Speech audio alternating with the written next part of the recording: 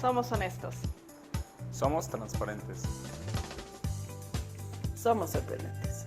Somos congruentes. Somos calidad en lo que hacemos. Somos amables. Somos SCAR.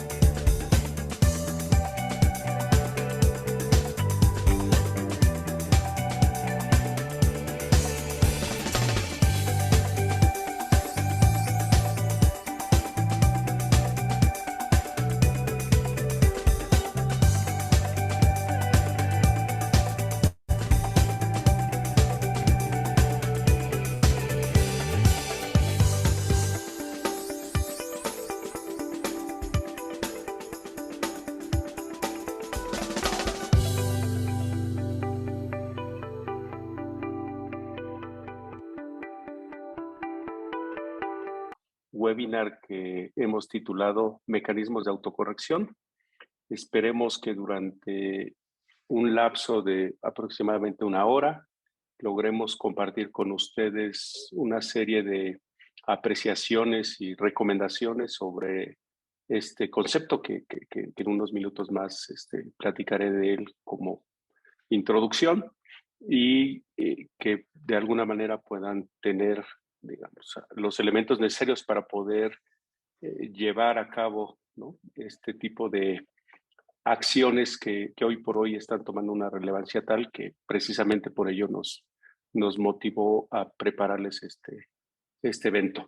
Para compartir el contexto del webinar, nos acompañará nuestra socia Julia Castillo, quien es la líder y responsable de la práctica de controversia fiscal, que ella se encuentra en la Ciudad de México, pero pues tiene la responsabilidad a nivel nacional, inclusive tiene un cargo en Andersen Global para Latinoamérica en la parte de controversia. También nos acompañará nuestro socio César Gámez, quien es miembro de la oficina de Guadalajara y cuya práctica se centra prácticamente en consultoría y cumplimiento fiscal, con un ángulo en algunos casos mucho más internacional por su experiencia y nivel académico, porque tiene inclusive estudios de maestría en Estados Unidos. Y por último, también nos acompañará nuestro socio Rodrigo García, quien es el encargado de la práctica de comercio exterior y aduanas. Rodrigo tiene una amplia experiencia en el sector y justamente por el tipo de actividad ahora comparte responsabilidades no solamente a nivel nacional, sino también a nivel Latinoamérica, y está basado en la Ciudad de México y con algo de tiempo en la oficina de Querétaro. Sin más que compartir de nuestros expositores, que espero que ellos mismos demuestren su capacidad y experiencia, les diría como introducción solamente al tema que pues el concepto mismo de autocorrección, ¿no?, tiene una connotación fiscal muy peculiar, porque si lo quisiéramos analizar gramaticalmente hablando, pues eso significa que es algo que uno mismo como contribuyente debería estar realizando sin que mediara o participara la autoridad fiscal. Sin embargo, me parece que esto, como lo verán más adelante, tiene dos grandes momentos, ¿no? Uno, justamente cuando el contribuyente por sí mismo detecta que ha cometido alguna irregularidad o tiene algún error y por lo mismo lo quiere corregir. Y el segundo es cuando ya nos vemos involucrados en un proceso con la autoridad fiscal, en donde depende de los momentos y las circunstancias, pueden hacer un procedimiento de corrección fiscal, motivado precisamente por el enfoque de la autoridad tributaria. Evidentemente, hoy más que antes, el mecanismo de corrección o autocorrección fiscal tiene relevancia por dos razones, desde una apreciación muy personal. La primera de ellas, porque estamos viviendo un entorno en el cual nuestra autoridad fiscal está no solamente ansiosa, sino desesperada por generar una recaudación a costa de lo que sea. Y eso la ha llevado a tener mecanismos ortodoxos y no tan ortodoxos para persuadir a los clientes, en este caso a los contribuyentes, para que cumplan con el pago de los impuestos de forma adecuada y corrijan situaciones que en su apreciación podrían ser incorrectas. De hecho, estamos viviendo un entorno en el cual más que antes se está confirmando que están pagando justos por pecadores, ¿no? Si estoy gestionando una devolución de IVA y detectan que hay un proveedor que no ha cumplido cabalmente con sus obligaciones, pues resulta que al que quieren castigar es al contribuyente que pide la devolución del IVA y no aquel contribuyente. Si de alguna manera estoy realizando una importación de productos y pasa por el trámite normal de aduanas y resulta que el agente aduanal tuvo un criterio aplicable a determinados aranceles o determinación de contribuciones, pues ahora el que quieren castigar es al contribuyente, a pesar de que quien tuvo la gestión y la facultad de hacerlo fue el agente aduanal. O bien simplemente porque hoy estamos observando que los contribuyentes estamos teniendo un poquito más de reserva o miedo al camino jurídico tributario, lo voy a decir así. Esto es que tratar de defender una posición fiscal a través del juicio de nulidad para llegar a los tribunales y la corte eventualmente para defender nuestra posición nos está generando mucha preocupación por dos razones. Porque no hemos venido percibiendo que este órgano judicial tenga, por un lado, la completa autonomía, independencia para juzgar lo que corresponde, o bien porque estamos notando que inclusive su capacidad de análisis o técnica no está siendo al nivel que uno desearía como contribuyente y por lo tanto el nivel de riesgo que se genera por ese camino está siendo mucho mayor que el que antes podríamos apreciar. Luego entonces, pues esta valoración de la autocorrección se convierte en algo sumamente importante y que por los tiempos en los cuales estamos, me parece que puede tener el mérito para que ustedes lo consideren. Con esto me quedo como introducción y por supuesto que a lo largo de la charla seguramente ustedes estarán recibiendo más comentarios de nuestros expositores y si les parece bien empezamos y le cedo la palabra a nuestra socia Julia Castillo. Muchas gracias y bienvenidos nuevamente. Gracias, Jaime. Buenos días a todos y gracias por participar en este webinar.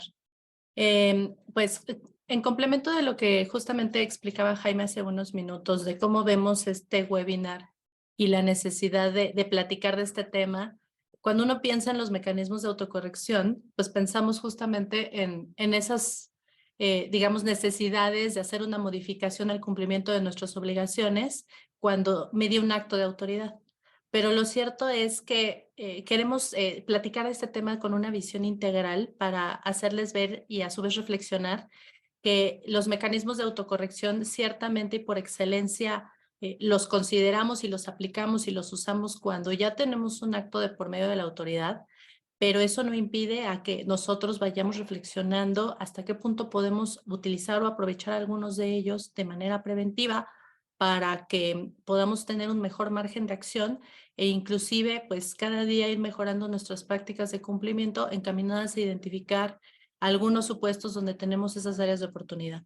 Entonces, con base en eso, pues empezamos con esta lámina donde queremos, digamos, poner el contexto de lo que vamos a estar abordando a lo largo de esta charla.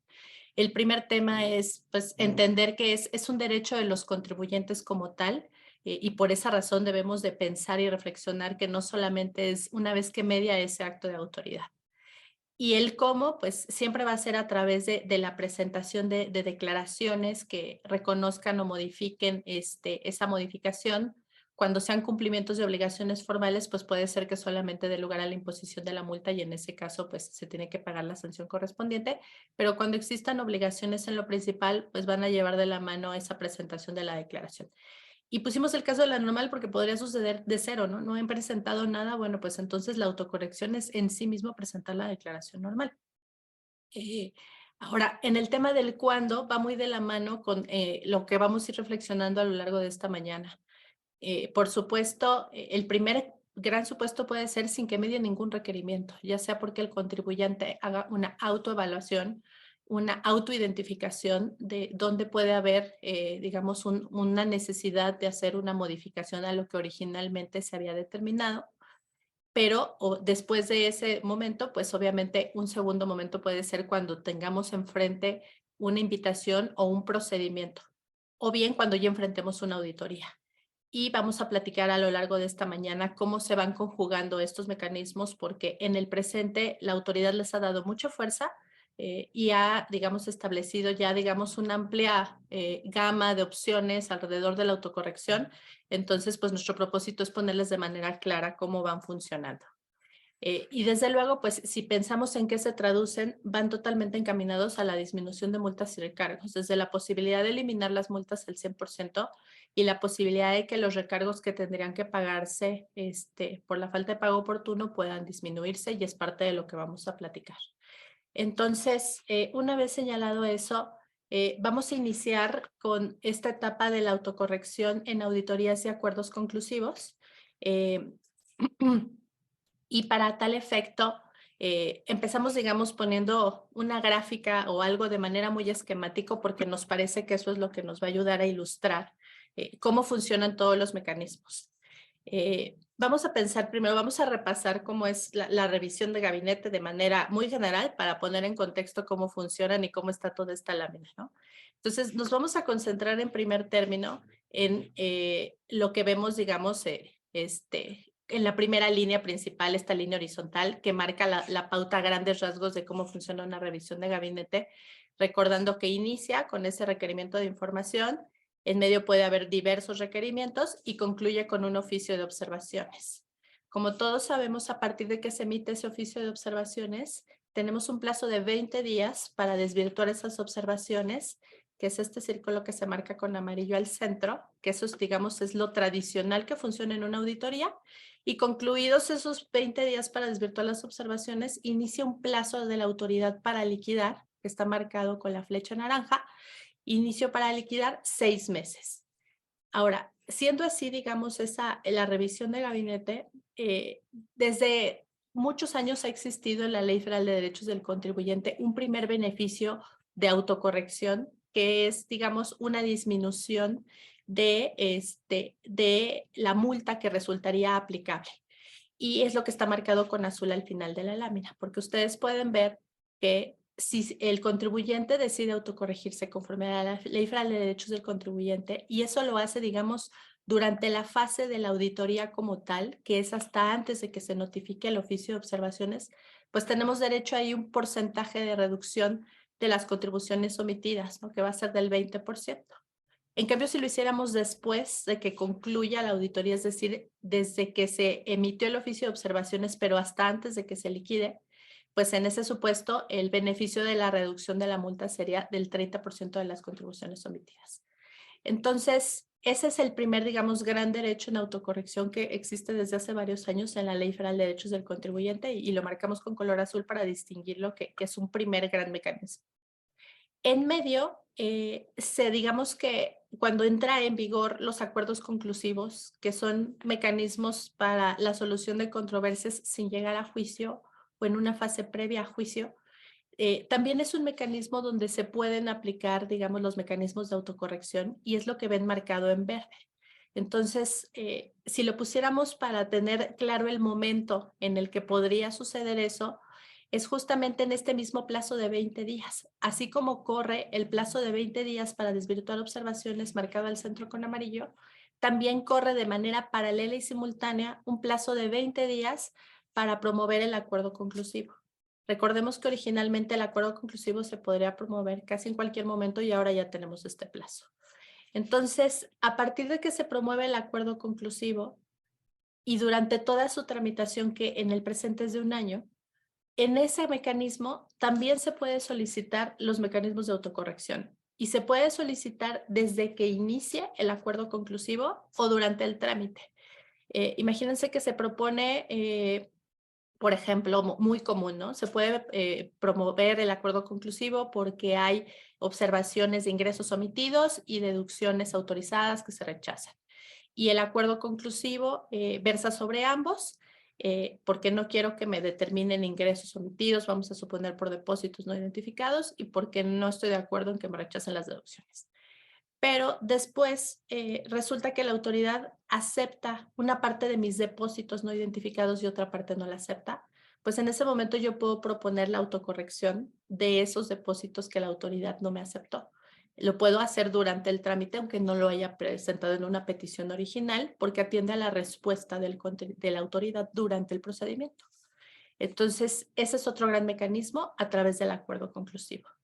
Y a partir de este año entró en vigor un mecanismo adicional, que es el que ven a la izquierda también en un recuadro amarillo, que es la posibilidad de solicitar la aplicación de cantidades a favor como un mecanismo también de autocorrección.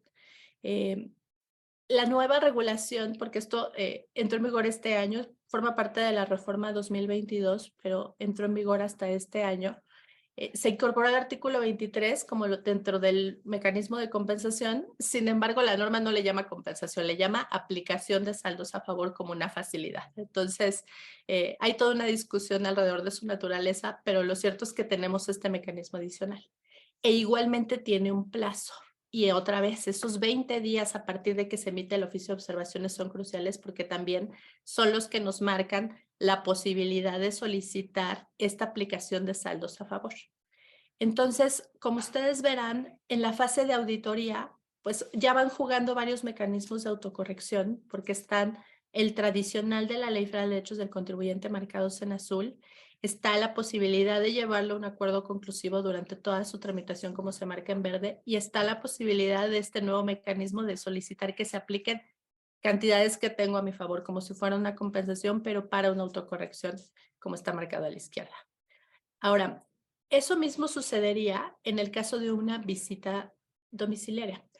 Perdón, me faltó mencionar una cosa muy importante. Todos estos mecanismos de autocorrección están enmarcados por el artículo 70A y 74 del Código, que seguramente habrán escuchado, que son mecanismos adicionales con los cuales el contribuyente puede solicitar la reducción de multas, que es la parte que se marca con naranja hasta abajo del cuadro. Eso significa que además durante todo este procedimiento puedo solicitar esos otros mecanismos de reducción de multas y la posibilidad de disminuir los recargos. Y ahorita vamos a platicar con más detalle cómo funcionan esos otros mecanismos. Entonces, como ustedes verán en el presente, pues tenemos, digamos, distintos momentos y facilidades para acceder a los mecanismos de autocorrección, y los contribuyentes son los que tienen que evaluar cuál es el mejor momento para tomarlo o ir avanzando conforme van avanzando las distintas etapas para ir decidiendo en qué momento puede ser. Pero siempre tiene que ser antes de que se emite una liquidación, porque una vez que se emite una liquidación, ahí sí la posibilidad de acceder a estos mecanismos de autocorrección es mucho más difícil, ¿no? Solamente quedan ya, digamos, 1 o 2 mecanismos y solamente para la disminución de las multas, y dan por sentado que pagues lo principal. Entonces se agotan de manera importante las posibilidades si no ejercemos estos mecanismos de autocorrección antes de que se emita como tal una liquidación. Ahora sí, si comparamos con las visitas domiciliarias, en esencia es lo mismo, funcionan de manera muy semejante.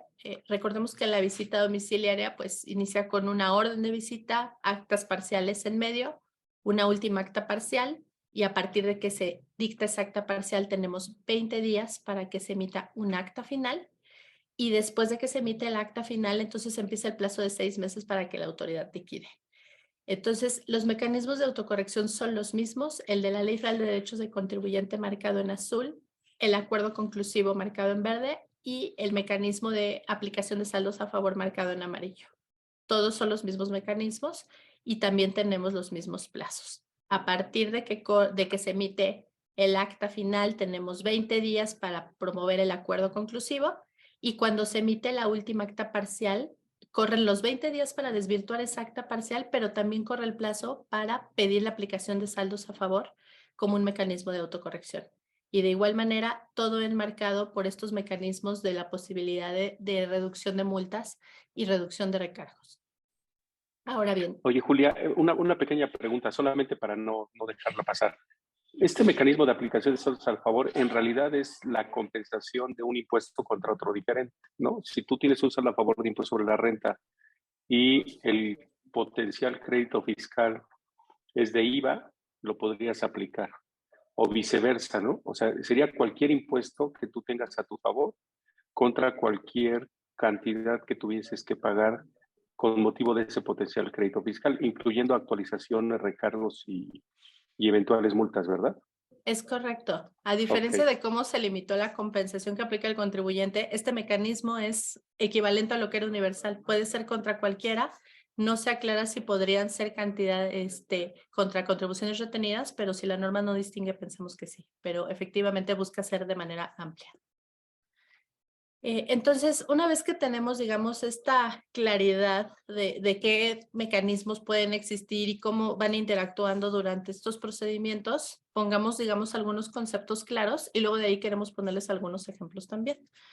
Entonces, con base en ello, en la corrección de auditorías, es muy importante primero recordar que cuando se inician las facultades de comprobación, la autoridad tiene que dar a conocer al contribuyente el derecho de corregirse. Siempre va a ser con una declaración normal o complementaria cuando conlleve el pago de contribuciones. Tendría que solicitarse, como platicábamos, desde que se inicia el ejercicio de facultades hasta antes de que se notifique el crédito fiscal. Es un derecho del contribuyente, eso significa que no necesita la autorización de la autoridad, un oficio que diga sí tienes derecho a autocorregirte, es un derecho del contribuyente, pero lo que sí tiene que hacer el contribuyente es que si ejerce este derecho, tiene que presentar una copia de la declaración a la autoridad fiscalizadora porque ésta tiene que comunicar la aceptación o no de la corrección. Entonces es importante no nada más hacer la corrección, sino también presentarla por escrito. Y como platicábamos, pues el mecanismo de saque que puedes tener como beneficio es la posibilidad de la reducción de la multa para que quede sobre el 20% de las contribuciones omitidas si es en la fase de auditoría o 30%. Pero siempre se van a tener que pagar los recargos, es decir, los accesorios. Ahora bien, en el caso de los acuerdos conclusivos, ya lo adelantábamos, es un mecanismo, digamos, no exprofeso diseñado para la autocorrección, pero sí un mecanismo por excelencia para conseguirla, porque pues esa es la flexibilidad que por lo menos teóricamente hablando busca. Sabemos que en el presente los acuerdos conclusivos se han vuelto mucho más rígidos y mucho más difícil llegar a acuerdos con la autoridad, pero lo cierto es que sí es un mecanismo donde se puede solicitar la autocorrección e inclusive la aplicación de mecanismos complementarios, como lo vamos a ver en unos minutos. Y recordar que el beneficio adicional que nos proporciona el acuerdo conclusivo es la posibilidad de que se reduzcan las multas al 100%. Pero recordemos que si se solicita a través del acuerdo conclusivo es por única ocasión. Y además debemos de combinarlo con el hecho de que no es la única forma de alcanzar la disminución del 100% de las multas. Entonces, así como platicábamos en el esquema que van interactuando distintas figuras, tengamos presente en eso, ¿no? No porque en el acuerdo conclusivo tenga este beneficio de reducción de multas al 100, nos quedemos con la idea de que solo así lo vamos a alcanzar. En el presente pueden existir algunas otras figuras que podemos alcanzar el mismo beneficio y no agotar este derecho porque en acuerdo conclusivo es por única ocasión. Entonces, seguimos avanzando y ahora en el caso de la autocorrección mediante aplicación de saldos a favor, algunas premisas principales de este mecanismo. Como decíamos, es una nueva figura que está en vigor a partir de este año. El objetivo de la misma es justamente que los contribuyentes, dice la exposición de motivos, para que los contribuyentes que no tienen liquidez pero tienen intención de autocorregirse puedan tomar esas cantidades que tienen a su favor. Es importante que las cantidades estén determinadas y declaradas antes de que se haga la solicitud y como veíamos tiene que ser en facultades de comprobación y además tiene un plazo para solicitarse, no puede ser en cualquier momento. La autoridad hace una calificación de los importes y se la da a conocer al contribuyente. Le puede solicitar información, entonces puede mediar un requerimiento y la autoridad le da a conocer el importe que considera que tiene derecho a aplicar como saldos a favor y el contribuyente en ese momento decide si acepta o no. Y si acepta, pues tiene un plazo para pagarlo. Este mecanismo no procede cuando se trate de remanentes de saldos a favor de IVA que ya se hubieran acreditado, en ese caso no se puede. Cuando se trate de cantidades a favor que previamente ya se hubieran negado, es decir, que existe un oficio de negativa, si se encuentran prescritas, entonces es importante también cuidar esos plazos de prescripción. Y también en el caso de que provengan de medios de defensa. Cuando se haya ordenado la devolución o la aplicación de cantidades a favor porque tenga como antecedente medio de defensa, tampoco vamos a acceder a este beneficio.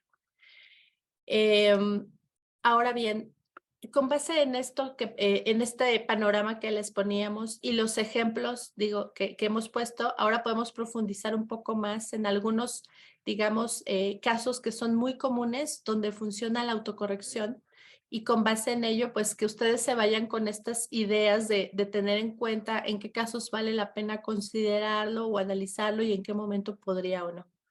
Un caso que está, digamos, en el presente es muy común, es este supuesto donde un contribuyente de manera espontánea presenta una declaración complementaria, pero la línea de captura le da varios días para hacer el entero de ese pago que resulta por una declaración complementaria y entre que presentó la declaración complementaria y que hace el pago, la autoridad le notifica un requerimiento formal. En ese caso, pues justamente la autoridad alega que no hay un cumplimiento espontáneo porque la declaración fue antes del requerimiento, pero el pago fue posterior. Y entonces la autoridad lo que le ofrece a los contribuyentes es que en ese supuesto apliquen el beneficio de la condonación de las multas para que se pueda pagar un porcentaje de la multa dependiendo de cuál sea la causa, siempre y cuando paguen el principal. Entonces, es uno de los casos que comúnmente están sucediendo en el presente. En esos supuestos, dependiendo del caso, puede existir elementos de defensa para ir en contra de esa determinación de la autoridad, pero claro, pues hay que agotar todo el juicio. Entonces, para los contribuyentes que digan, bueno, no quiero agotar el medio de defensa, me va a tomar tiempo, etcétera, pues se puede evaluar la posibilidad de autocorregir, que al final es lo que busca la autoridad. Nos parece que cuando se está aplicando de esa manera puede ser un abuso de la figura, porque pues es evidente que si el contribuyente ya había presentado su complementaria, pues lo que busca es justamente autocorregirse, pero la autoridad lo está aplicando de esa manera. Y ponemos algunos ejemplos adicionales donde es muy común que se analicen estos mecanismos de autocorrección en fases de auditoría y acuerdos conclusivos. Platicábamos Sí, ahorita, Julia, ¿no? perdóname si te interrumpo porque quisiera Adelante. nada más puntualizar algo del caso anterior porque en una apreciación diferente, digamos, creo que es una trampa que está provocando la autoridad con cierta honestidad y transparencia, ¿no? Porque aquí con todos nuestros participantes, asistentes, clientes, seguramente estarán de acuerdo que cuando tú generas la línea de captura, regularmente te pone una fecha de vencimiento de la línea de captura, ¿no? Entonces, si tú la generas hoy porque presentaste tu declaración hoy y fue a las 7 de la noche, pues lo más lógico es que lo tengas que pagar mañana o pasado mañana, sobre todo si la vigencia de la línea de captura así te lo permite.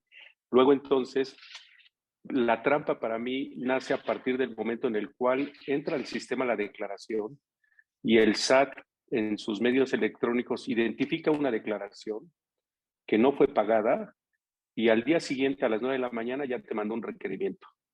Cosa que me parece que precisamente está abusando justamente del uso tecnológico y del plazo que te están dando para poder cumplir con esa obligación. Entonces, se genera una situación muy complicada para los contribuyentes porque ante eso inmediatamente te quieren imponer una multa y el cuestionamiento es voy, me defiendo o pago, ¿no?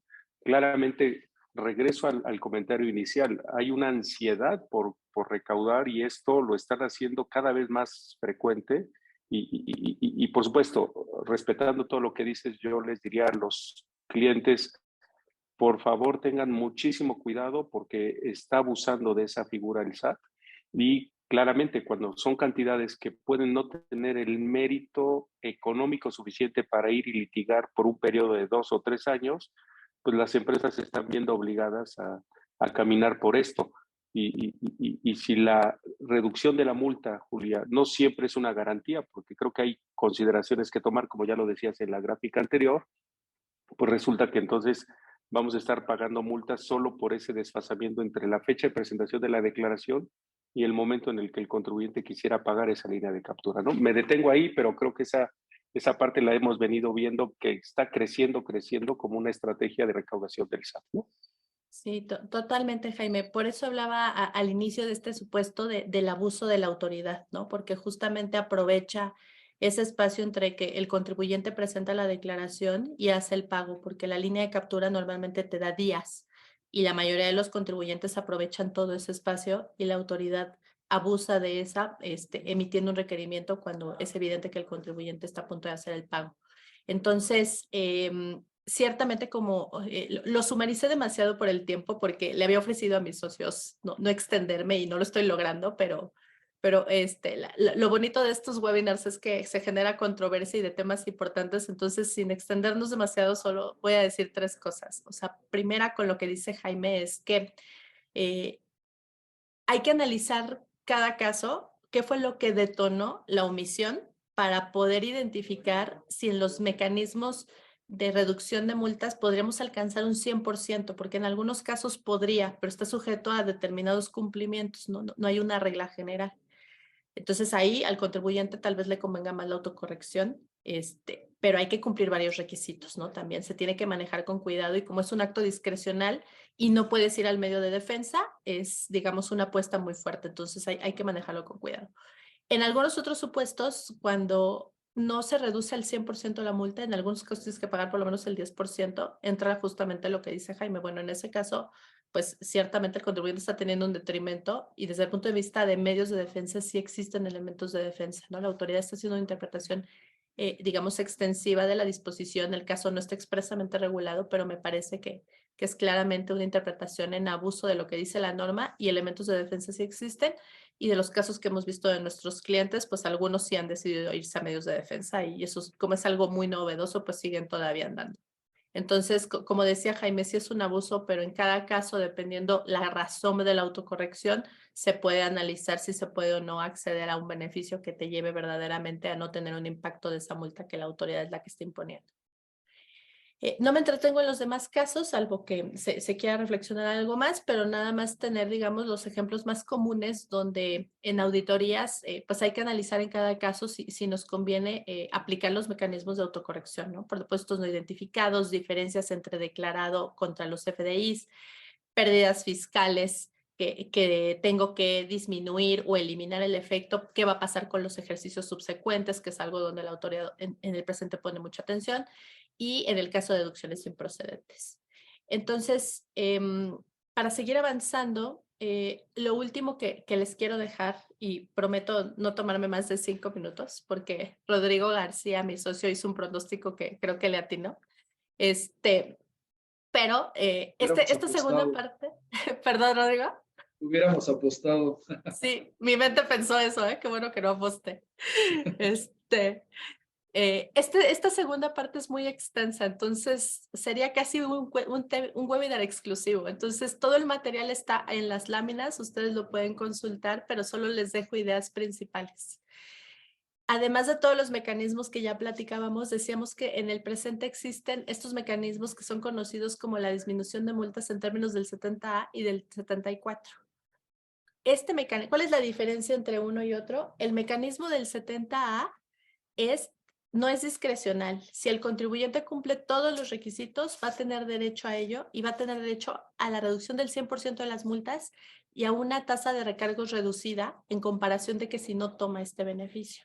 Pero los requisitos sí es importante cumplirlos porque la autoridad sí los revisa con mucho detalle y nos hemos enfrentado a casos donde el contribuyente asume que sí lo cumple, la autoridad le da el beneficio y después la propia autoridad detecta que no es cierto que cumple y se revoca. Entonces, hasta allá va la autoridad y por eso tenemos que ser cuidadosos.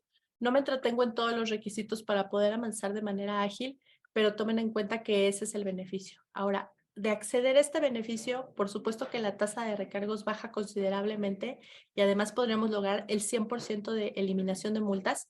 Y ahí es donde, como les decía, no nos quedemos solo con el beneficio que está en el acuerdo conclusivo, que es por única ocasión en toda la vida del contribuyente. Tenemos estos otros mecanismos que también nos darían el mismo efecto de eliminación de la multa al 100%, más la posibilidad de tener una disminución de recargos. Y los mecanismos se pueden combinar. Podríamos utilizar este mecanismo en un acuerdo conclusivo, también sería válido. Entonces tomen en cuenta esa parte adicional.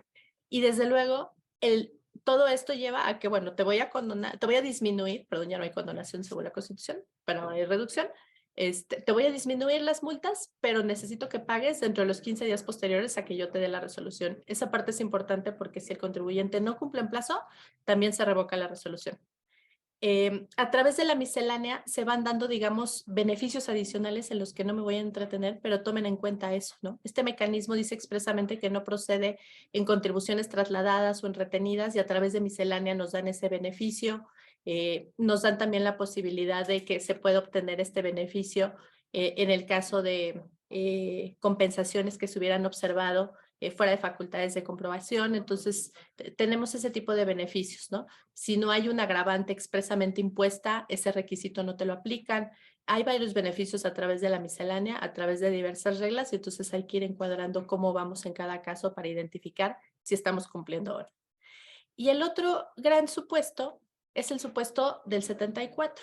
¿Cuál es la diferencia? También es un mecanismo para eliminar al 100% de las multas, pero este mecanismo es discrecional. Es decir, a través de reglas, la autoridad cada año va a decir lo puedo dar de esta manera o de esta otra, entonces es mucho más discrecional y en este caso solamente es para multas. La primera figura que vimos es eliminar las multas al 100 y bajar la tasa de recargos.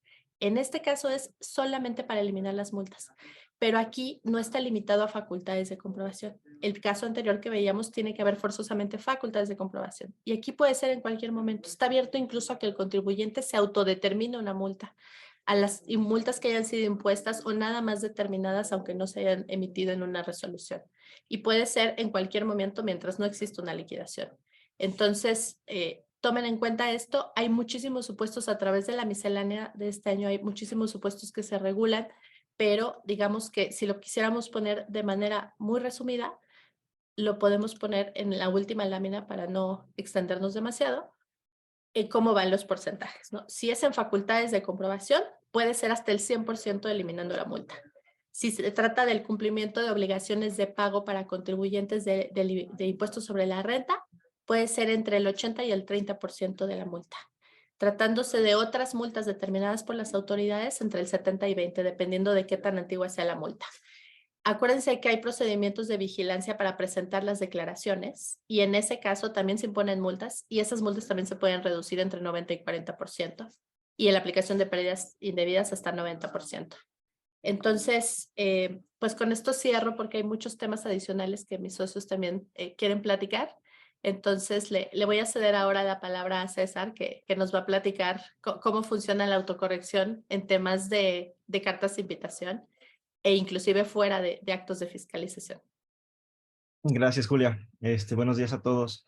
Y bueno, continuando con el tema y dejando de lado lo que comentaba Julia, que es pues, principalmente enfocado a procedimientos de revisión por parte de las autoridades fiscales desde una perspectiva formal, pasaríamos a estos temas que son más, digamos, previos, informales, amistosos, digo, entre comillas, amistosos, que son las cartas de invitación y los procesos que podemos implementar para autocorregirnos en caso de que existieran algunos errores y que nos hubiéramos dado cuenta derivado de las cartas de invitación, ¿no? Principales motivos de estas cartas de invitación, pues la omisión de alguna declaración, pago provisional, declaración anual, lo que se estuvo dando, pues o se sigue dando y ha sido motivo de muchos dolores de cabeza en los contribuyentes, que tengas una operación con un proveedor en el listado del 69B, esta famosa lista negra de los famosos EFOS. Eso es algo súper común en cartas de invitación o en los programas de fiscalización que implementan las autoridades. Evidentemente, eso nos llama la atención para que revisemos y verifiquemos si tenemos ese tipo de transacciones y en su momento, pues, decidamos autocorregirnos por las consecuencias, ¿no? Que sería la no deducción, la omisión de un impuesto y los accesorios correspondientes. Otro aspecto muy común en las cartas de invitación es las diferencias entre los FDIs y los importes manifestados en las declaraciones. Pueden ser por aspectos de IVA, muy común el tema de retenciones de sueldos y salarios, inclusive por errores en el timbrado de los FDIs de nómina, que estas son algunas cartas de invitación de las más recientes, en donde si tenemos mal parametrizados los conceptos, ya sea percepciones o deducciones, o inclusive en la parte base del CFDI de nómina, la autoridad nos está requiriendo que lo aclaremos, ¿no? Uno de los errores más comunes es manifestar algunos conceptos que son de asimilados en salarios dentro del CFDI cuando señalamos que es de sueldos y salarios. Entonces, ese tipo de errores nos está llamando la atención la autoridad a través de las cartas de invitación, y aquí lo fundamental es que revisemos lo que nos está comentando la autoridad, evaluemos la situación y ya sea que decidamos autocorregirnos si existe algún error o simplemente aclararlo con la información correspondiente si todo está correcto. Como les decía, esto es previo a un proceso formal de fiscalización. También recordarles el plazo para responder estas cartas e invitaciones de 15 días. En algunas ocasiones todavía se tiene la duda, oye, ¿cuánto tiempo tengo? E inclusive algunas cartas de invitación tienen un plazo. Sin embargo, conforme a lo que dice la resolución miscelánea y principalmente la ficha de trámite 128, tenemos 15 días para atender esa carta de invitación, ¿no? Entonces, tener presente ese plazo, procurando, pues, como les decía, evaluar la situación para responder o inclusive no responder. Inclusive, como pueden ver aquí en la presentación, nuestra recomendación es eso, ¿no? Hay que evaluar si tenemos un error, autocorregirnos, presentar la información con la corrección, o dependiendo de las circunstancias, si determinamos que a lo mejor es un tema que sí es un problema más serio y que necesitamos más tiempo para poderlo resolver, porque conlleva a lo mejor varias declaraciones de diferentes ejercicios, posiblemente convenga no responder la carta de invitación, evaluar los cambios que tengamos que realizar y simplemente esperarnos a si la autoridad sigue insistiendo en este tema, ¿no? Entonces, esto es al final una alerta que nos puede servir para entrar en estos mecanismos de autocorrección fuera de un proceso de fiscalización formal. Porque incluso comentábamos, César, que en este caso de la invitación, la ventaja tendrías también que si necesitas más tiempo para evaluar la autocorrección o para prepararte o para tomar una decisión, pues tendrías esa flexibilidad, ¿no? Creo que eso también podría ser una posibilidad porque no tienes una auditoría todavía. Exacto, totalmente de acuerdo. Oye, hay una pregunta, César. Claro. Y en esos procesos de las cartas de invitación, pues al no ser un acto de fiscalización formal, tú la contestas, ¿no? Cuando decides dar respuesta, la contestas y la autoridad simplemente pues ya no da respuesta ni te da una retroalimentación de si fueron subsanadas las observaciones, ¿no? Entonces, es importante porque aquí, no sé si en materia aduanera sucede mucho que damos respuesta porque sabemos que si no lo contestamos, se transforman en un acto de fiscalización, ¿no? Eso ya es una regla. Entonces, pero luego sucede que pues, nos quedamos en el limbo, ¿no? Porque no tenemos retroalimentación, no sabemos si la autoridad lo validó, lo tomó en cuenta, lo dio por satisfecho la respuesta y nos quedamos así a la espera, ¿no? Y con la preocupación permanente. Sí, totalmente de acuerdo. Cuando estamos digamos, la tradicional carta de invitación, sucede lo que comentas, Rodrigo. O sea, tú preparas tu información, ya revisaste, no tienes ningún error, lo presentas, esperarías que la autoridad te respondiera algo, son omisos, puede pasar meses, años y simplemente ahí quedó el tema.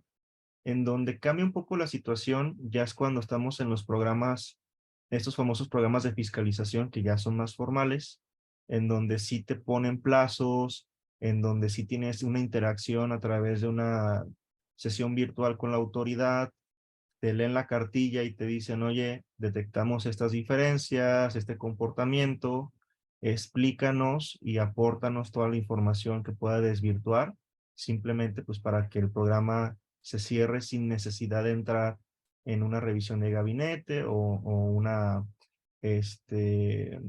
o una visita domiciliaria, ¿no? Entonces, ahí sí hay mayor interacción, ahí sí te dan respuesta, inclusive ahí puedes hasta solicitar una prórroga si es que no tienes toda la información para el plazo que te establecen.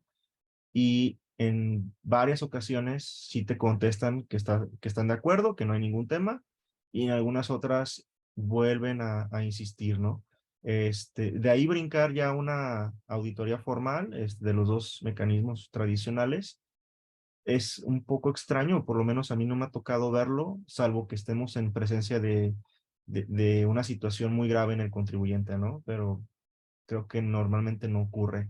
¿Por qué? Porque déjeme decirlo, ya lo comentaba Jaime, son procedimientos en donde este apetito por recaudar, en algunas ocasiones con que te corrijas un poco, pagues algo, ya la autoridad queda satisfecha. O sea, se escucha mal, pero así ocurre.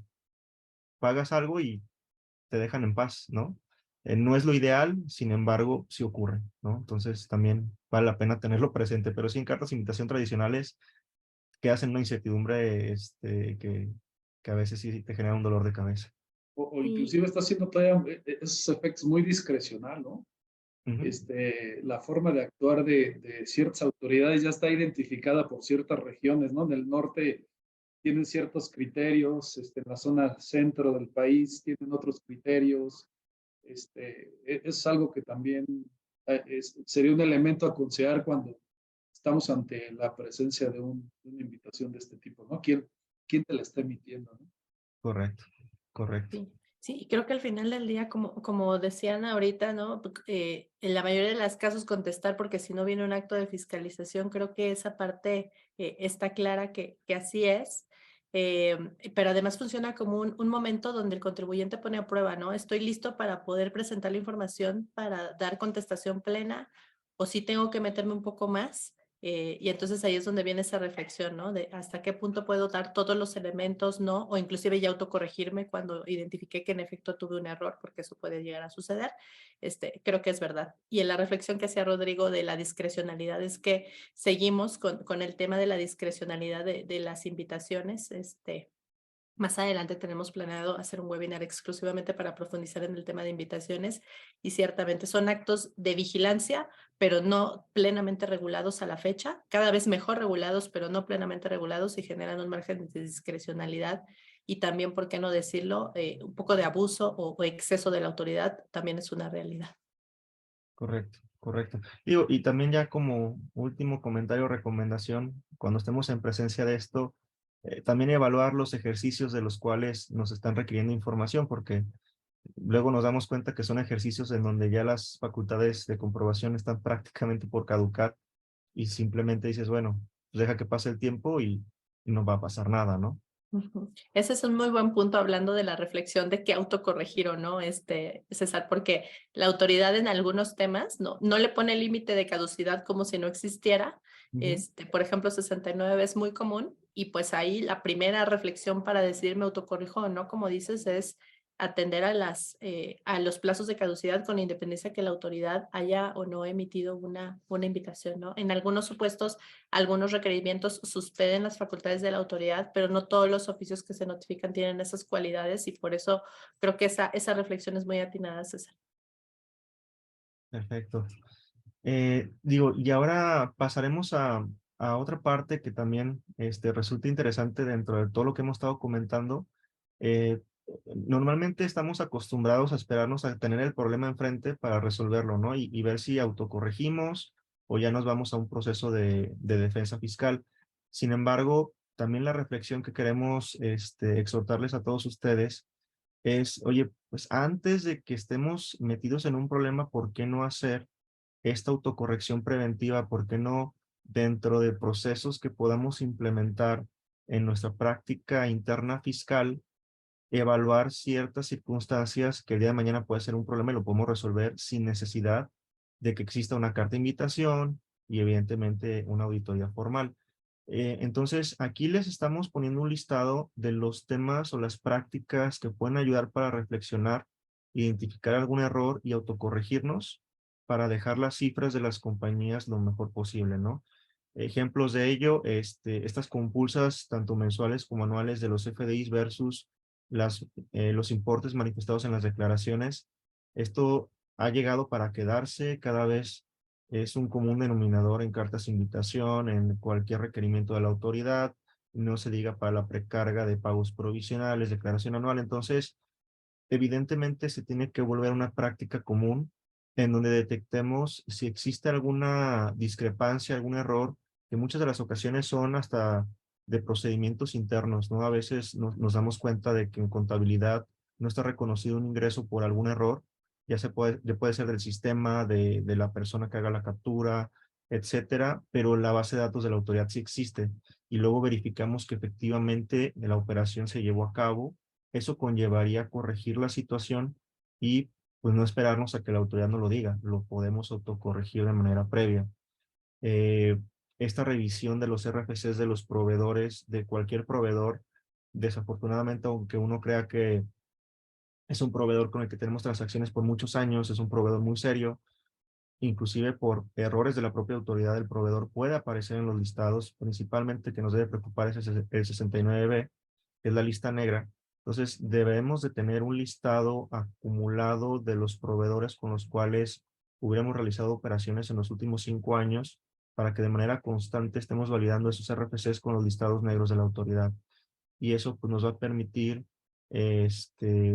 implementar el proceso de aclaración que tiene el propio artículo 69B y evidentemente, pues en caso de que sí sea una operación que por más que quisiéramos salvar es imposible, pues simplemente eliminar la deducción y el acreditamiento del IVA para evitarnos un problema en lo subsecuente.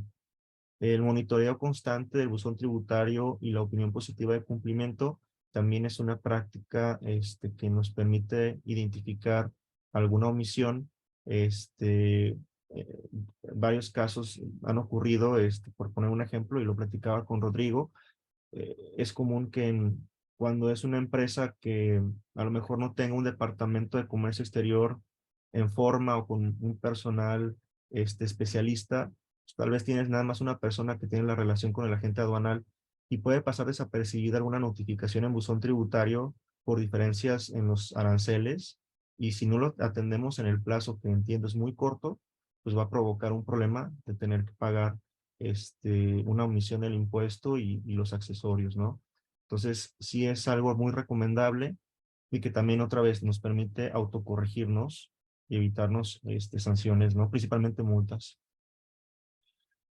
En cuanto a indicadores fiscales, también es común que hasta que la empresa necesita echar mano de estos indicadores es cuando se hace una revisión para estar totalmente seguros de que las cifras que tenemos determinadas sean correctas, ¿no? Caso de CUFIN, caso de CUCA, pérdidas fiscales, por decir algo, oye, pues, deciden los socios vender la empresa, necesitamos determinar un costo fiscal de acciones y resulta ser que en el caso de la CUFIN, y como lo hemos platicado en otros webinars y lo hemos visto en las reformas fiscales, la CUFIN es uno de los elementos más importantes para efectos del costo fiscal de acciones, para evitarle un pago adicional de impuesto a los accionistas, pero también es uno que ha tenido tantos cambios durante varios años que es muy compleja su determinación, o por lo menos nos permite hacer varios escenarios dependiendo de los criterios, y no solo criterios de interpretación, inclusive criterios, bueno, sí de interpretación, pero establecidos por los tribunales.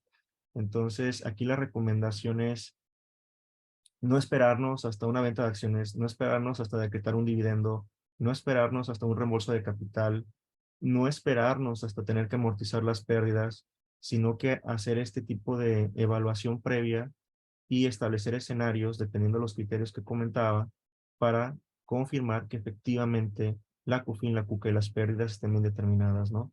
Caso de CUFIN, hay N cantidad de ejemplos, desde la PTU pagada, que ya hay un criterio normativo, el tema de la segregación en 2013 para la que no genera el 10%, la que sí genera el 10%, N cantidad de criterios y de escenarios, ¿no?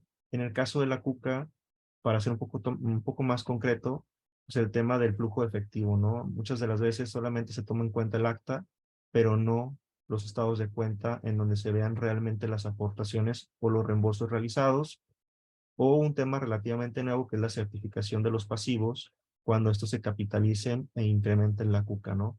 Es en donde requerimos un documento por parte de un contador público inscrito para darle soporte a esa capitalización.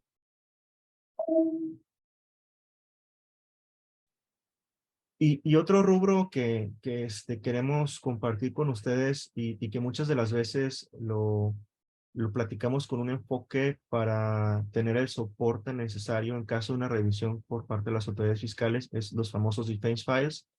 Esos archivos de defensa, evidentemente la intención es tenerlos, elaborarlos cuando estamos en presencia de deducciones significativas o transacciones complejas en la compañía.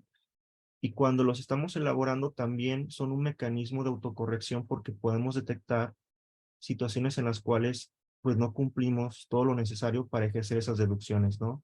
Ejemplo de ello son gastos a prorrata, en donde existe un criterio por parte de la Suprema Corte de Justicia de la Nación a través de un precedente o también la regla miscelánea, y dependiendo de la decisión de la compañía para soportar este tipo de deducciones, es tomar un criterio o el otro, pero ya al momento de elaborar el expediente de defensa, se puede detectar transacciones en las cuales por más que quisiéramos cumplir con una postura o la otra, es muy complejo y la decisión ahí sería pues no ejercer la deducción, y si ya lo hicimos, autocorregir esta cuestión, ¿no? En el tema de pagos a residentes en el extranjero, la calificación de la operación, muchas de las veces creemos que son asistencia técnica o regalías, inclusive que ni siquiera está prevista en el título quinto. Entonces, sí tener presente esa calificación de la operación para efectos de la retención que se le tiene que aplicar al extranjero, y también la aplicación de los beneficios de los tratados, en donde los propios tratados tienen conceptos que pueden diferir de lo que está en título quinto. Entonces, este tipo de actividades nos permiten determinar si tenemos todos los elementos para ejercer la deducción en presencia de la retención correcta hacia el extranjero, ¿no? Otro aspecto es la materialidad de las operaciones, y no solamente con relación al 69. Esto ya ha sido una práctica de las autoridades fiscales, el cuestionar la materialidad en cualquier tipo de operación, y más cuando estamos en presencia de operaciones de un monto representativo, ¿no? Entonces, también tiene que convertirse en parte de nuestros procesos de prevención y autocorrección el hacer esos expedientes de materialidad de transacciones significativas. Y ya por último, algo que ya es un poco más común, operaciones entre partes relacionadas, tanto residentes en México como en el extranjero, recordando que con los últimos cambios en nuestra legislación, ya el estudio, el anexo 9 es obligación también para operaciones entre partes relacionadas mexicanas, con mayor razón, y la obligación ya tiene muchos años para los extranjeros, tener los expedientes de este tipo de transacciones, en donde dos de los aspectos que quisiera resaltar es cuando existen ajustes de precios de transferencia, porque se requiere cumplir con varias documentación que lo soporte, la presentación de un aviso, y también en el caso de operaciones con partes relacionadas residentes en el extranjero, en donde se tendrá que evaluar si esa parte relacionada se encuentra en un refipre o no, y tener todo el soporte correspondiente para demostrar que no es un refipre. Y dentro de este proceso, otra vez, nos podemos dar cuenta de que a lo mejor no tenemos todos los elementos suficientes, y eso conllevaría el no poder ejercer la deducción y autocorregirnos en caso de que sí lo hubiéramos tomado. Básicamente esto es lo que yo les quisiera transmitir de esta postura de autocorrección preventiva, y salvo que mis colegas panelistas tengan algún comentario, si no, les cedería la palabra a Rodrigo.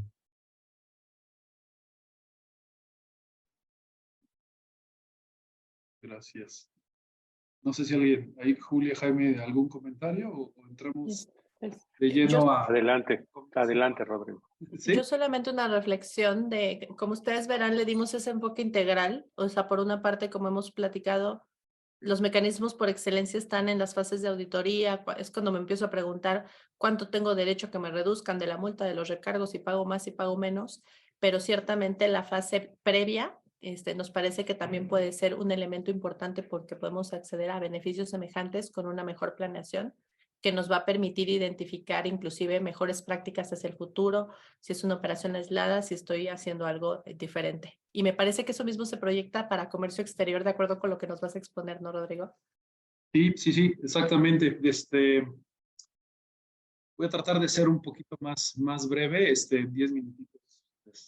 Damos más tu tiempo y pasamos ahí a la sesión de preguntas y respuestas.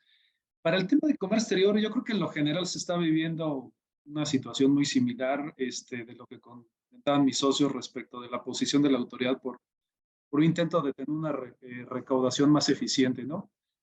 En materia de comercio exterior, de las diferencias que pudiéramos compartirles es que yo seleccioné dos grandes mundos. Uno es todas estas actuaciones o procesos de autocorrección donde no tenemos una mediación por parte de la autoridad. Es decir, esta autocorrección espontánea en materia de comercio exterior y aduanas es muy recurrente y tenemos grandes beneficios, ¿no? Desde ley aduanera, reglas de comercio exterior, establecen un paquete importante de escenarios donde podemos acogernos a este beneficio. Y ahorita vamos a platicar cuáles son de ellos. Y por el otro lado, el otro gran mundo es, el otro gran mundo es cuando ya estamos sujetos a un acto de fiscalización, ¿no? Yo lo denominé esquemas con actuación de la autoridad y esquemas sin actuación de la autoridad. Y aquí en esta laminita, como podrán ver, los esquemas que tenemos para autocorregirnos, hay mucha literatura, hay muchas disposiciones que nos permiten llevar a cabo estos procesos y es importante que ustedes los conozcan, ¿no? Desde ley aduanera, reglas, código fiscal, ley de derechos de los contribuyentes, acuerdos específicos de facilitación. Los mismos tratados de libre comercio nos permiten también llegar a acceder a beneficios de procesos de autocorrección.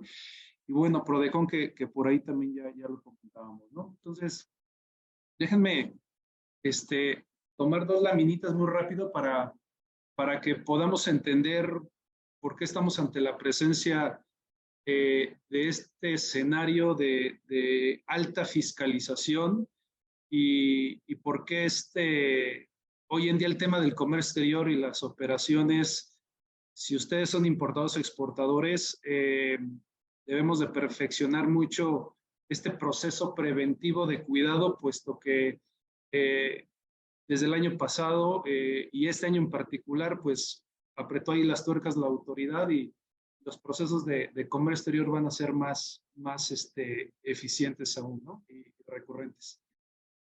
Hay dos temas relevantes que deben de conocer. Primero, el plan a principio de año se emitió un plan estratégico de fiscalización por parte del gobierno actual. Y de los 4 grandes rubros que están poniendo en la mesa para este proceso de fiscalización, está el tema de comercio exterior, ¿no? El primero, recaudación, después se van con grandes contribuyentes, auditoría fiscal federal y luego comercio exterior y aduanas, ¿no? Entonces, aguas con esta noticia. Creo que la autoridad va a reforzar y va a incrementar de manera sustancial los procesos de fiscalización. Ahora, ¿por qué estamos en esta situación? Este proceso viene en materia aduanera desde casi 2010 y en 2013 formalmente México inició el proceso de modernización de las aduanas con esta política de transmisión de información a las aduanas, ya no documentos en las aduanas, esta política paperless, facilitar el proceso de la misma aduana al momento del despacho aduanero, ¿no? Entonces, ¿qué fue lo que nos generó?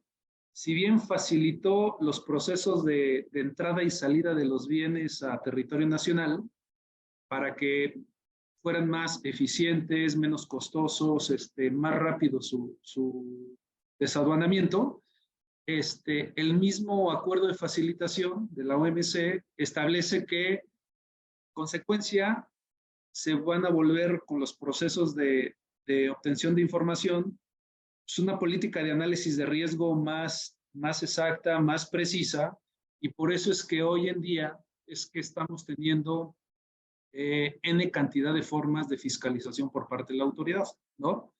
Esto no fue una decisión propiamente del gobierno, fue una instrucción directamente de la OMC y México empezó en el 2013 prácticamente, ¿no? Entonces, con esto yo creo que vamos a entender mucho qué es lo que está sucediendo en México, estos procesos de fiscalización porque se están incrementando de manera importante, ¿no?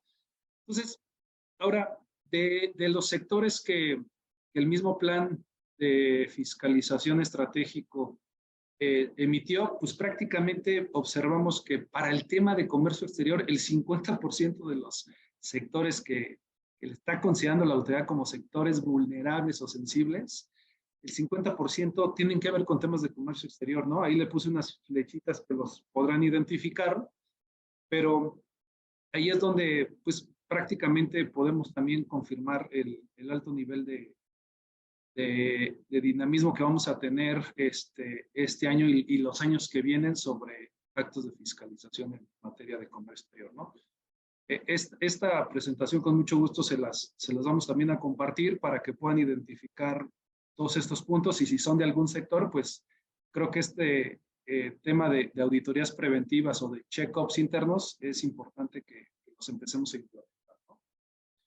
Ahora, ¿qué es lo que en materia de comercio exterior está revisando la autoridad hoy en día, ¿no? Son prácticamente estos 7, 8 puntos que primero es temas de valoración aduanera, es cómo estamos adquiriendo los bienes, a quién se los estamos comprando, cómo estamos pactando las compras con nuestros proveedores, ¿no? Estos términos de definición de los Incoterms son básicos, que hoy en día entenderlos y alinearnos con nuestros proveedores.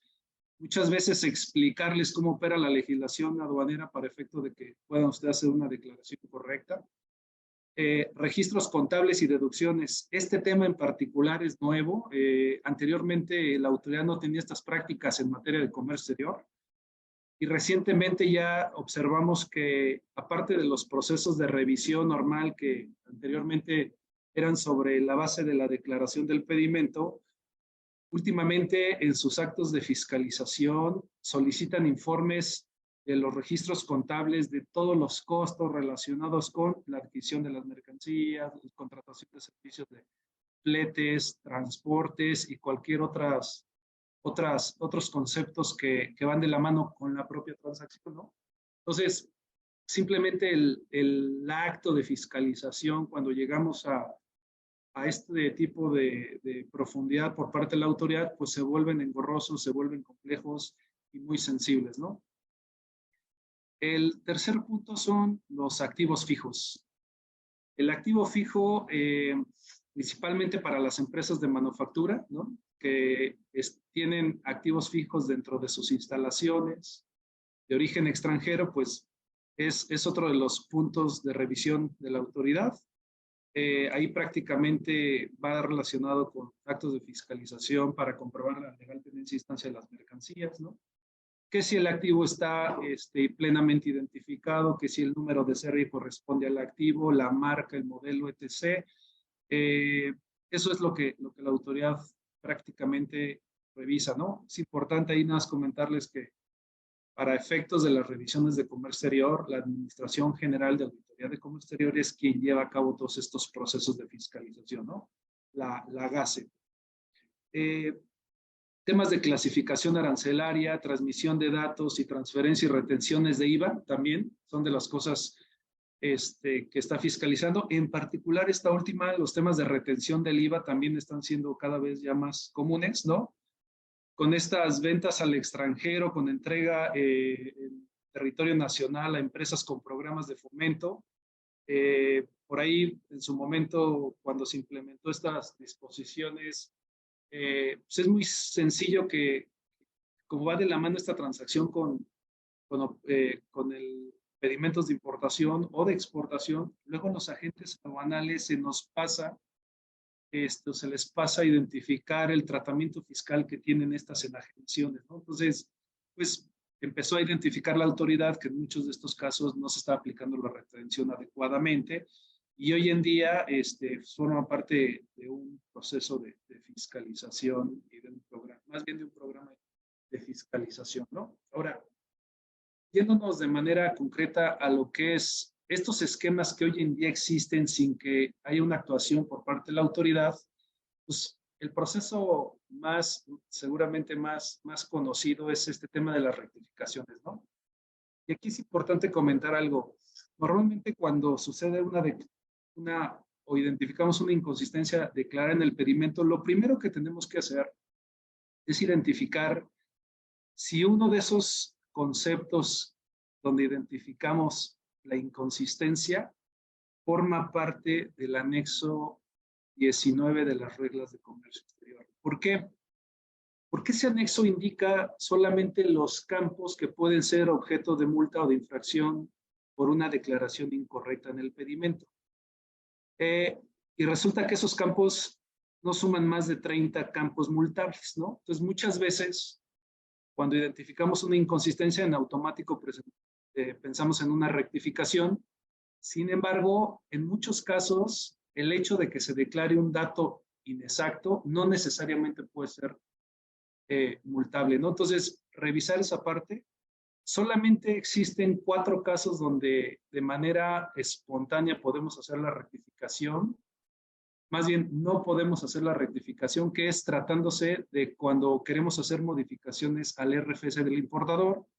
Es decir, si se declaró un RFC distinto al que nos corresponde, pues eso no se puede modificar. Requiere de una autorización, o bien cuando derive de pagos mal declarados, o bien cambios de régimen del esquema con el cual se realizó la importación. Y por último, cuando en la importación de vehículos queremos modificar algún dato de identificación de ese vehículo, ¿no? Esos son los únicos 4 casos que hoy en día requieren autorización por parte de la autoridad. Y ahí en fuera, nosotros en cualquier momento podemos llevar a cabo la rectificación de manera espontánea sin que tengamos la afectación o que se nos imponga algún tipo de sanción o infracción, ¿no? ¿Qué otro punto es el que nos funciona como esquema de corrección? Es la rectificación de los números de serie de los activos fijos.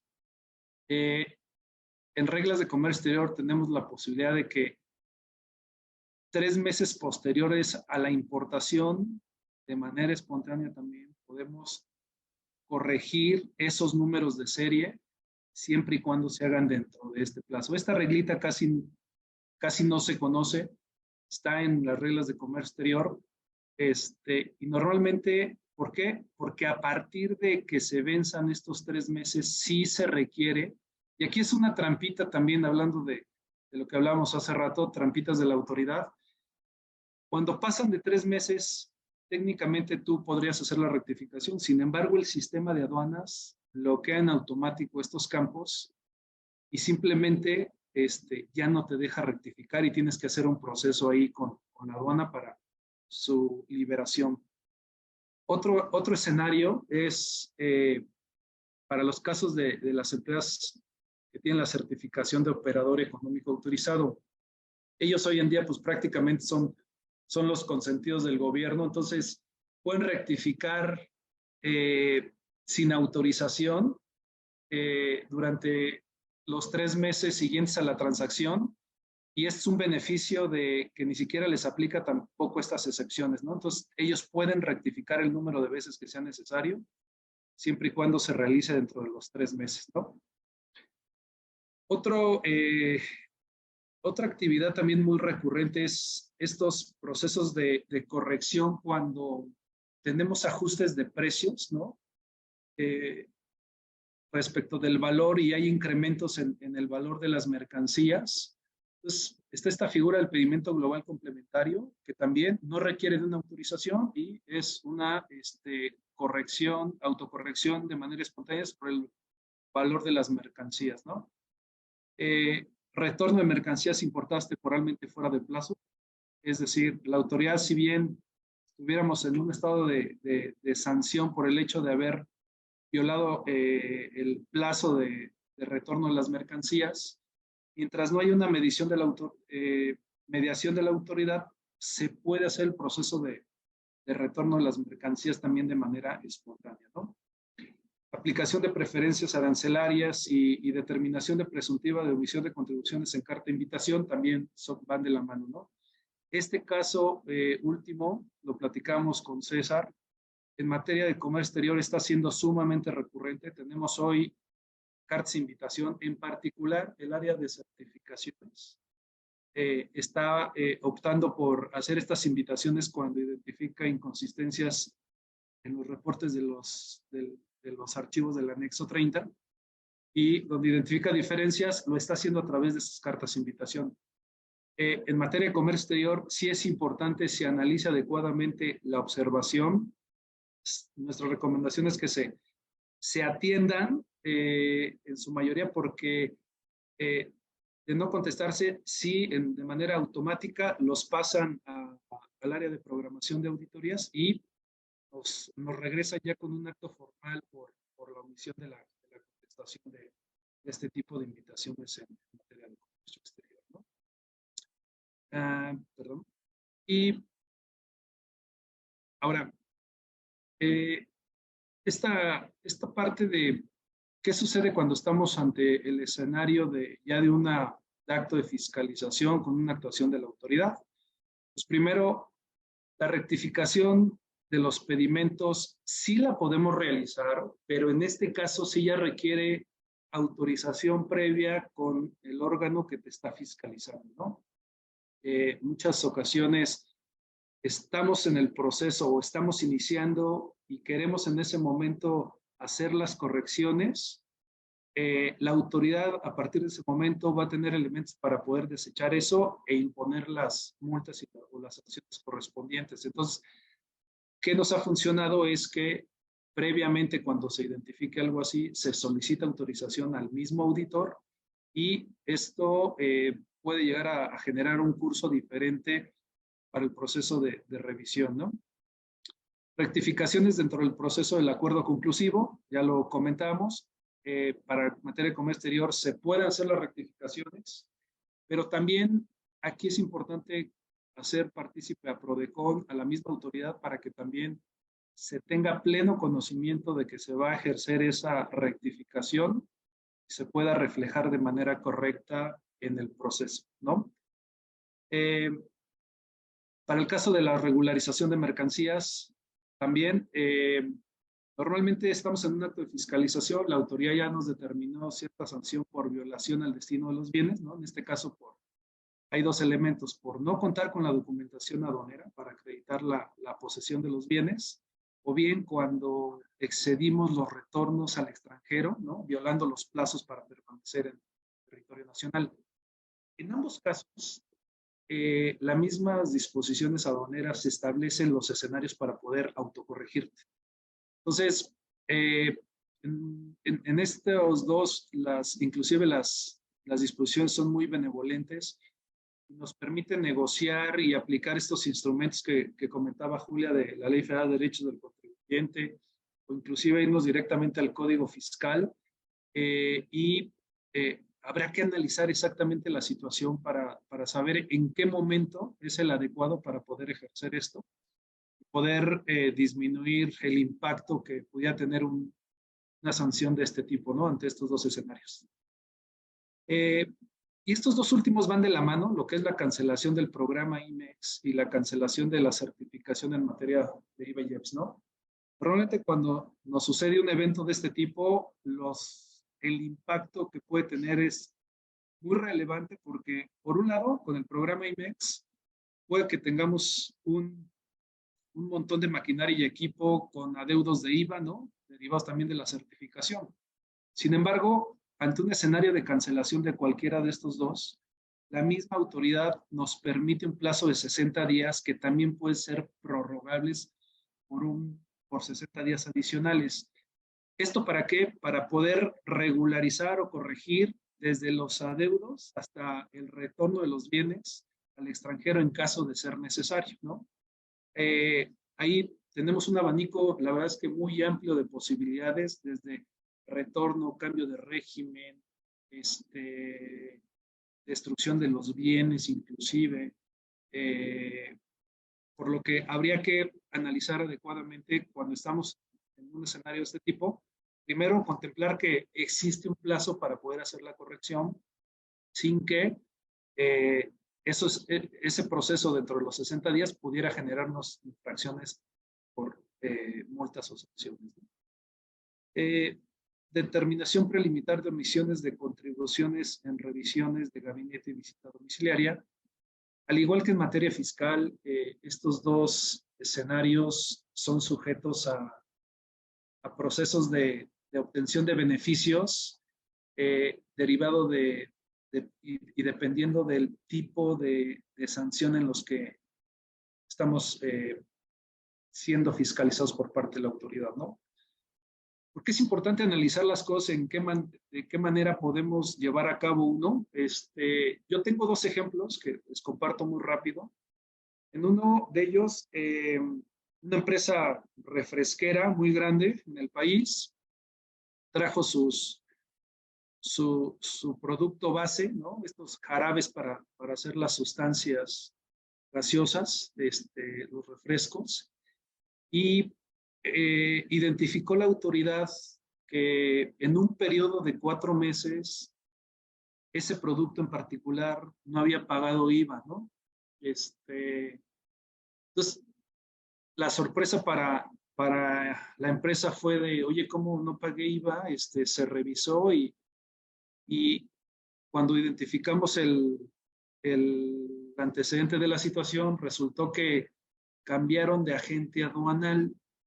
Y en ese momento el agente aduanal desconocía el criterio del tratamiento del IVA para esa mercancía y se fue por una línea de no pagar el IVA, ¿no? Este famoso anexo 27 que seguramente ya lo han escuchado, donde te dice mercancías susceptibles de aplicarse la tasa del 0% del impuesto al valor agregado. Entonces, lo aplicó. Llega el proceso de revisión y en ese momento justamente pues identificamos la inconsistencia, no tenemos ninguna opción de cómo corregirlo, se confirma que efectivamente fue una desviación y no observada ni revisada por parte ni del prestador de servicios ni por la empresa, y en ese momento se negocia con la autoridad un proceso de disminución al 100% de las multas, disminución también de lo que es los recargos, la tasa de recargos, y nos vamos por ese camino, ¿no? Entonces, digamos, salió beneficiado el cliente, pagó la omisión del IVA por esta mercancía que al final sabíamos que sí estaba sujeto al impuesto, pero obtuvo este beneficio de tal manera que le generó un impacto, una mitigación del impacto económico.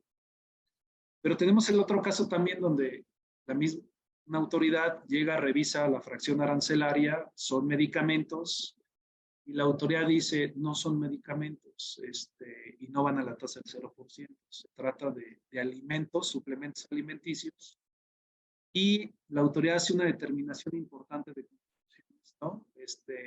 Aparentemente por una omisión también del IVA. Pero resulta que ahí en este caso, después del análisis, pues la misma autoridad realizó un análisis incorrecto de las características del producto. Entonces, en ese momento no nos convino llevar a cabo el proceso de autocorrección porque sabíamos que la razón le asistía a la empresa. Entonces, se empezó a atacar la disposición, perdón, el acto de fiscalización de otra manera. Nos fuimos al fondo del asunto y al final del día tuvimos una resolución positiva. Y esto se los comparto con la idea de que cada escenario puede ser distinto, tiene que ser muy bien analizado para saber de qué manera se puede sacar la ventaja y el beneficio adecuado, teniendo las herramientas de este tipo, ¿no? Y bueno, un comentario nada más al margen. También en materia de aduanas, estos temas de check-up son fundamentales hoy en día. Estos dos ejemplos que les ponía ahorita prácticamente son productos de que en su momento el tema de tener una revisión preliminar o previa o un proceso interno implementado que nos permita verificar que los procesos de las operaciones de importación se hayan cerrado de manera integral, correctamente, razonablemente. Hoy en día ya debe ser una necesidad para todos los que están inmersos en el tema de las importaciones y las exportaciones. Y seguro ante ese escenario, pues la mitigación de estos procesos de fiscalización, pues se van a ver mucho más reducidos en caso de que les llegue y les toque la puerta alguna autoridad aduanera en este caso, ¿no? Pues espero no haberme pasado aquí mucho tiempo. Creo que hasta aquí sería mi comentario. Muchas gracias. No, muchas gracias, Rodrigo. Probablemente por el tiempo primero y segundo, porque pues ya hay, digamos, una cantidad razonable de preguntas. Si no tienen inconveniente, pasamos rápidamente a algunas de ellas. Y por favor, pues quien piense que puede atenderlas, lo agradecería mucho, ¿no? Primero están preguntando si la aplicación de los saldos a favor es en el plazo de los 20 días y si es decir, si va por el acuerdo conclusivo, si se pierde ese derecho. Sí, yo con mucho gusto la contesto. Sí, efectivamente, sí se pierde el derecho, de menos la norma hasta este momento está previsto así. No debería de ser la intención, pero así está. Entonces, efectivamente, lo que pasa es que acuérdense que, como decíamos, tenemos un plazo que corre a partir de que se emite el oficio de observaciones y ya son plazos paralelos todos al mismo tiempo, ¿no? Desvirtuar las observaciones, pero también elegir en su caso que queremos que se apliquen estos mecanismos de saldos a favor e iniciar el acuerdo conclusivo. Y como este procedimiento de aplicación de saldos a favor tiene un plazo para que la autoridad se pronuncie, difícil pensar que se iría paralelo al acuerdo conclusivo. Entonces, me parece que más adelante en reglas tal vez se amplíen la facilidad, pero por el momento sí se perdería el derecho. Veo otra pregunta que puede estar relacionada porque alguien pregunta que cuál sería la diferencia entre la compensación de oficio y esta aplicación de saldos a favor. En la compensación de oficio, el contribuyente no hace nada, es la autoridad la que solita lo hace y en el presente ya lo está usando. Es una figura que ha existido por años, pero ahora ya lo usan, ¿no? Sobre todo para contribuyentes que tienen solicitudes de devolución recurrentes, aguas, ¿no? Porque ya que la autoriza y que el contribuyente está pensando que va a recibir su flujo de efectivo, si la autoridad identifica un crédito que considera firme, en automático lo va a restar o lo va a aplicar y no va a llegar ese flujo. Esa sería la diferencia.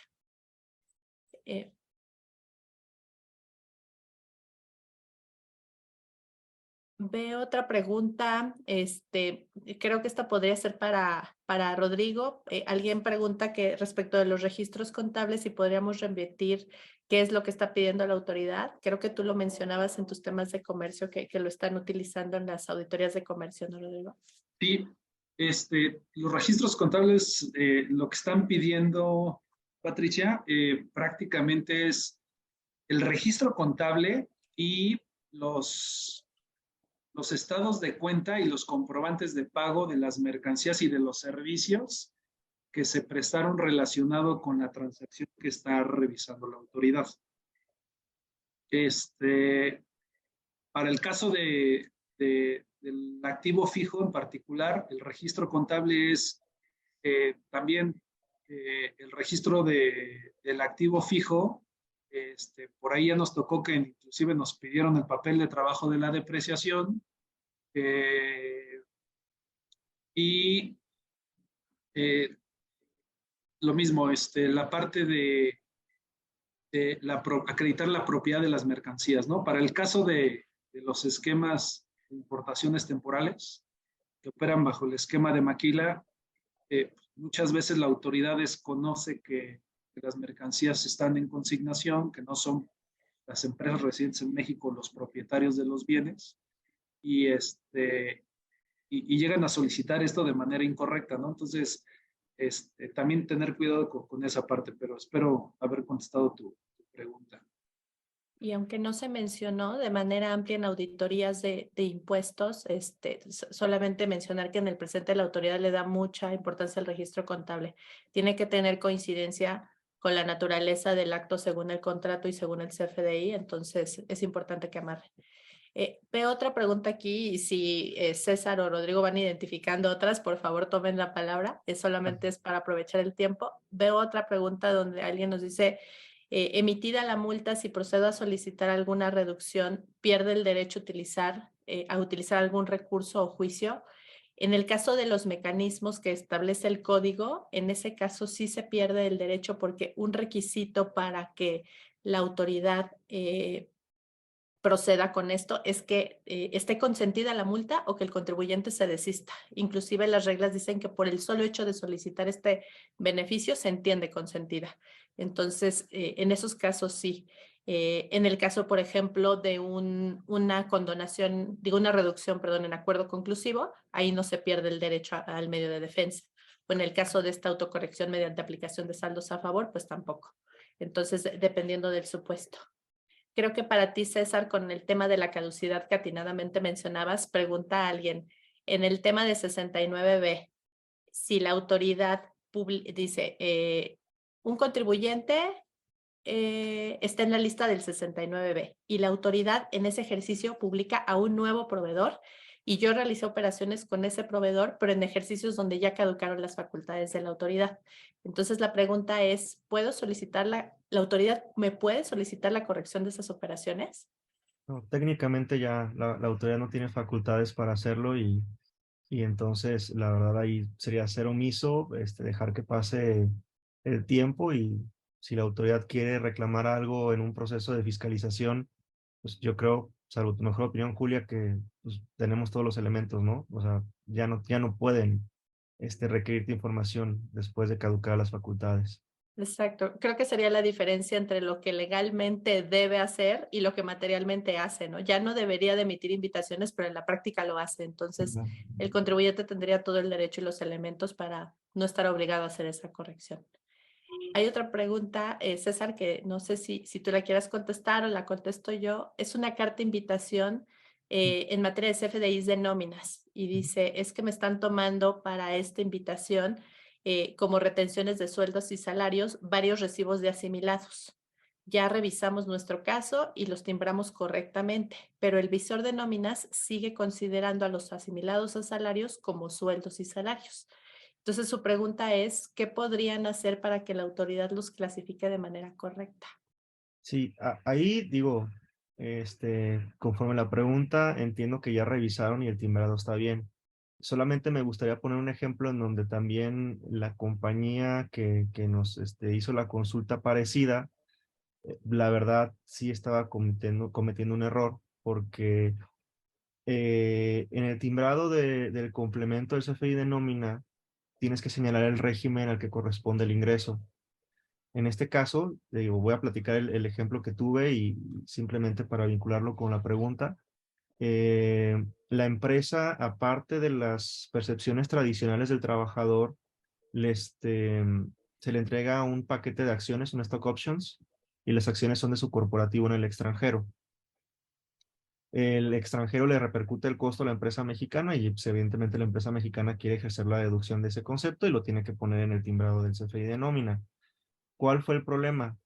Que el beneficio de las stock options, conforme la clasificación que tiene el artículo, creo que es 94, si mal no recuerdo, de la ley de impuesto a la renta, en donde viene, es el primer artículo de sueldos y salarios, te dice, oye, los siguientes conceptos se asimilan a sueldos y salarios, y ahí vienen las stock options. Por la parametrización que tiene la autoridad fiscal, el timbrado de ese beneficio en el CFDI de nómina tiene que ir con régimen de asimilados a salario, lo que son las stock options, y todo lo demás como sueldos y salarios. Entonces, aquí la empresa pues pensaba que estaba haciendo bien el timbrado porque solo había puesto régimen de sueldos y salarios con todos los conceptos tradicionales de nómina más las stock options. Y no debería ser así. Por la clasificación que tiene la ley, la parametrización que tiene la autoridad conforme a la guía de llenado del complemento de nómina. Entonces, este tipo de discrepancias se están dando, la autoridad no está tan errada, habría que revisar si efectivamente el caso que nos preguntan es correcto el timbrado o no, con base en la guía de llenado y en este tipo de clasificaciones, que de momento uno pensaría, oye, pues, las stock options derivan de la relación laboral que tiene el trabajador con la empresa mexicana, toda vez que la empresa mexicana pertenece a un grupo multinacional que da ese beneficio a los trabajadores de México, ¿no? Pero pues, por la parametrización sí es un error. Entonces aquí yo lo que recomendaría es otra vez revisar cómo se hizo el timbrado, verificar con la guía de llenado que sí esté bien parametrizado con las claves que deban de ser. Y si es así, entonces es un error del visor de nóminas y no me preocuparía. No hay forma de corregirlo. El visor de nómina se corrige cuando la autoridad se da cuenta de un error.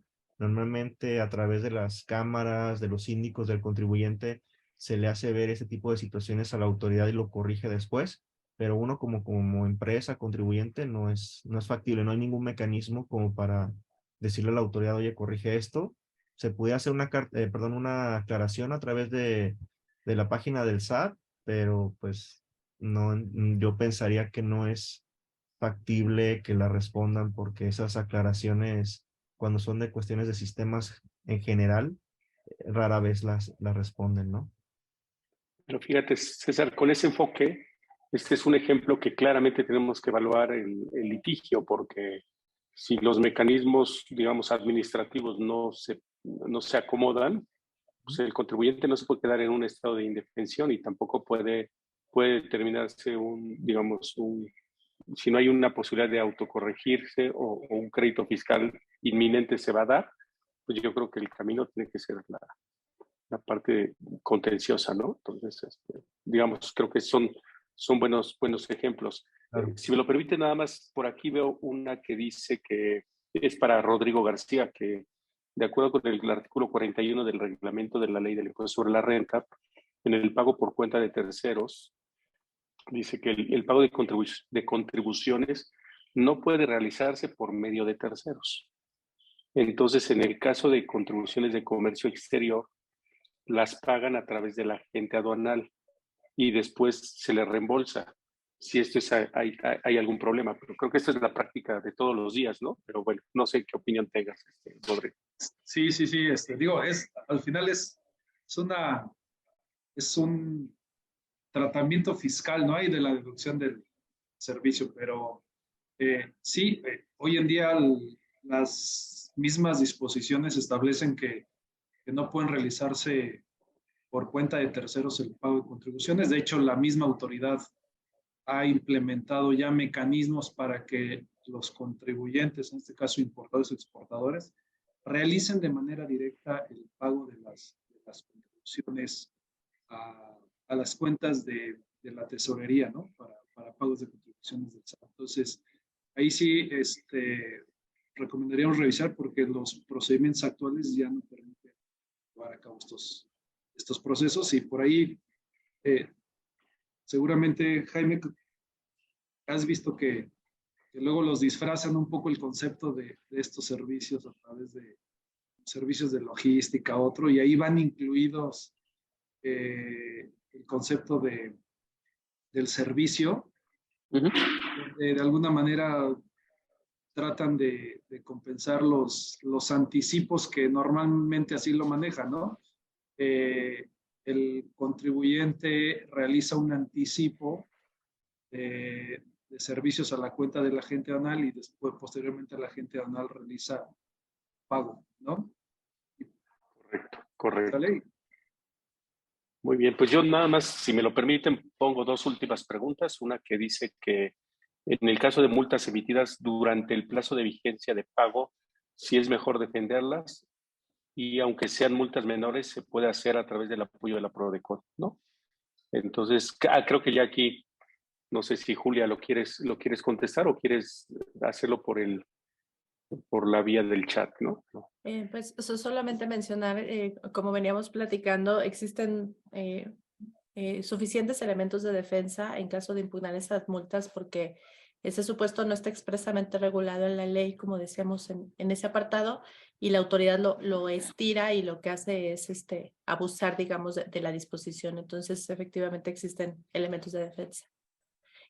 También quería mencionar que se contestó ya también por escrito una pregunta en materia de IVA, que hacer una pregunta también para eficientar, ya le contestamos directamente. Adelante. De acuerdo. Hay otra aquí que me parece que esa sí es como una consulta de las que pide el SAT, ¿no? Sobre un caso real y concreto. Entonces, tal vez ofrecemos atenderla sin cobrar honorarios, pero la leo solamente para que quede como evidencia cuál es esa pregunta. Dice, para efectos de los avisos de las actividades vulnerables, entiendo que no existe la figura de espontaneidad, pero surge la duda de cuándo aplica el artículo 55 de la LFPIORLI, esa debe ser la ley respectiva, me imagino, donde se podrá abstener de sancionar al infractor si lo realiza de forma espontánea y previa a las facultades de revisión. ¿Podría apegarme al mismo una vez que la autoridad me emitió la multa? Entonces, si les parece, con todo gusto por ahí, Julia, si le quieres dar después respuesta a José Manuel Tovar, encantadísimo, y prometemos no cobrarte honorarios, José Manuel. Y la última de las preguntas dice que creo que ya se había atendido, pero Esta última ya me ya parece también que es la de la lista del 69B, ¿no? Sí, esta última entonces, pues no sé, salvo que alguno de los panelistas tenga algo que agregar, por favor, adelante, antes de poder cerrar el evento.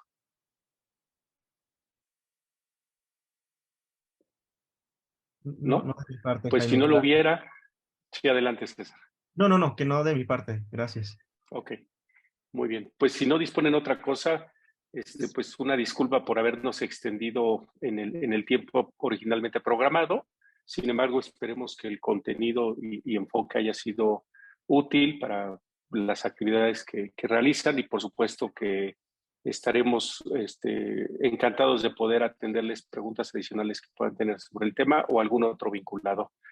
Sin más, pues a nombre de nuestros socios ponentes y del resto del personal de la firma, pues les agradecemos su tiempo y dedicación a la participación de este webinar.